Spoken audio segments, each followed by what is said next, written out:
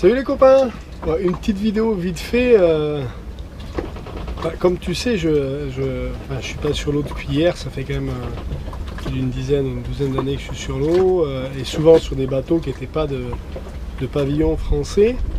Et je regarde souvent mes compatriotes quand je suis dans des mouillages, vu que je parle l'anglais couramment et que souvent je traîne avec des anglo-saxons, ils ont du mal à savoir que je suis français.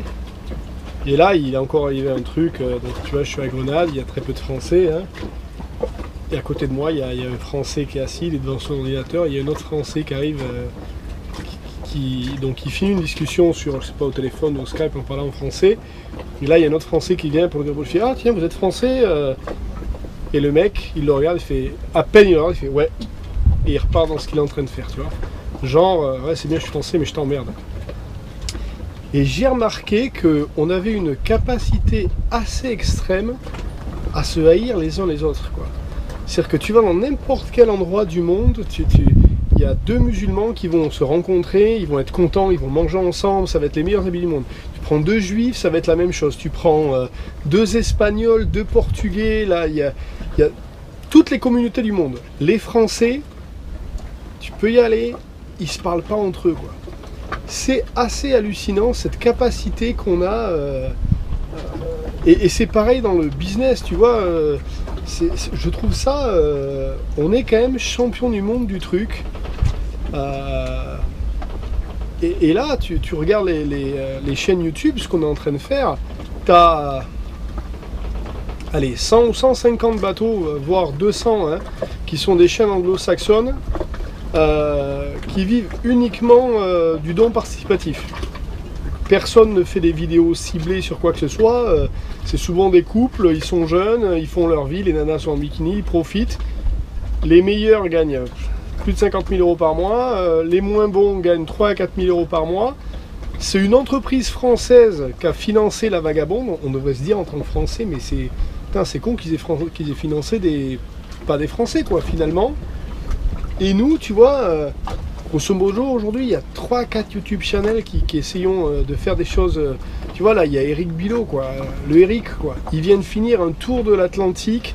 Mec, il est parti en famille, une année sabbatique, c'est le projet d'une vie, tu vois. Il s'est fait chier à faire une vidéo tous les jours. Donc, moi, je sais ce que ça représente une vidéo tous les jours, hein. Trouver de la connexion, faire les montages, parce qu'il y a une introduction dans chacune de ces vidéos, les publier, être sûr qu'elles se publient pendant que tu es en mer, parce que pendant 130 tours, ça a continué, quoi. Et moi, tu vois, et alors tout le monde croit que je me suis pris la gueule avec Eric, pas du tout, hein. Et là, tu vois, il vient d'arriver, mais moi, mais Eric, mais chapeau bas, chapeau, mec, t'as fait un boulot d'enfer, plus une boucle de l'Atlantique qui s'est passée en famille, qui s'est bien fait. Et il y avait eu une vidéo de lui où il disait, ouais, c'est quand même compliqué, puis on est obligé de payer des cartes SIM, etc. Il y avait, je crois que c'est une nana qui sur son fil avait dit, ouais, ce serait bien qu'on aide Eric. Mais je suis persuadé que, d'ailleurs, il nous dira, s'il regarde ça, que Eric, en fonds participatif, il n'a pas dû toucher 100 balles. C'est-à-dire qu'il y a 2500 personnes qui regardent sa chaîne et qui se disent, le mec, il se fait chier pour nous, il essaie de nous en donner, en veux-tu, en voilà, il répond à nos questions et tout, mais on n'a pas ce réflexe de céder entre Français. Je trouve ça... Ce qui va se passer, c'est qu'un beau matin, donc Eric, là, il a fini sa boucle, je pense qu'il va faire de moins de vidéos. On va se retrouver 2-3 là à faire des vidéos, et puis, t'as vu, tu regardes les blogs, tu parles des blogs des mecs qui partent à travers le monde, ils tiennent le blog 3 mois, quoi. Puis après, il y a un article tous les 6 mois, et puis après, il y a de moins en moins d'articles, puis au bout d'un moment, les mecs, ils se font plus chier. Et nous, c'est ça, quoi. Tu vois, tu regardes sur YouTube, on est le seul pays, la seule langue, où toutes les 4 lignes, t'as un mec qui dit une saloperie, quoi. Tu prends toutes les autres, ou ils aiment pas le YouTube channel, ils le regardent pas, tu vois, ou s'ils l'aiment, ils sont dans le participatif, ils sont dans l'aide, quoi. Et nous, on va se retrouver un matin où les 2-3 qui sont en train de faire ça, ils vont se dire, mais attends, mais je m'embête pour rien, je vais arrêter, quoi. Et là, je parle de ça parce que je viens de voir ça là avec les petits Français donc au resto, les mecs qui se parlent pas, je me dis, mais c'est pas possible.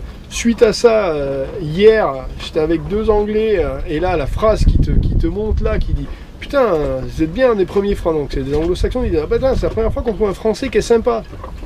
Alors celle-là, tu vois, tu l'as là, tu dis, putain, l'image des Français partout. Mon pote Dan qui est au Québec, alors oui, il est québécois, le Dan, si vous regardez mes vidéos, il a fait la traversée avec moi depuis Carthagène jusqu'aux Bahamas. Lui, c'est pareil, il avait pris un avion pour aller voir un mec au Rio Dulce, il s'est fait planter. Le jour où il est arrivé, le Français s'était barré.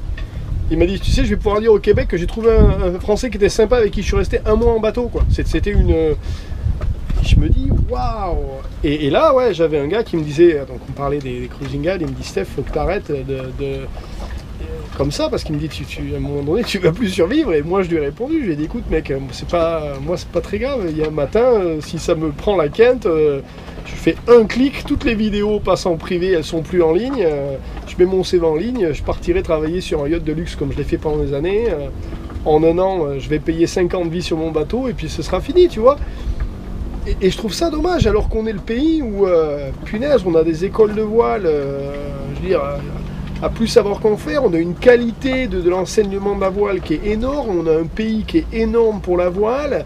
On devrait, mais vraiment, entre Français, mais tu vois, se pousser les uns les autres et se dire, allez, punaise, qu'on parle de nous dans le monde et qu'on nous prenne pas pour des guignolos, quoi. Au lieu de ça, on a les chaînes YouTube, c'est que les anglo-saxons qui font ça parce qu'ils arrivent à en vivre. Les Français, tu t'as vu, tu vas sur un blog pour trouver 4 infos, tu vas ici, tu vas là. Et je me dis, enfin, je sais pas, moi je m'en fous, je suis sur l'eau, tu vois, ça fait 10 ans, je les connais les Antilles, voilà, j'ai travaillé, j'ai bossé, j'ai fait l'Asie, j'ai fait la Polynésie, j'étais au Club Med, etc.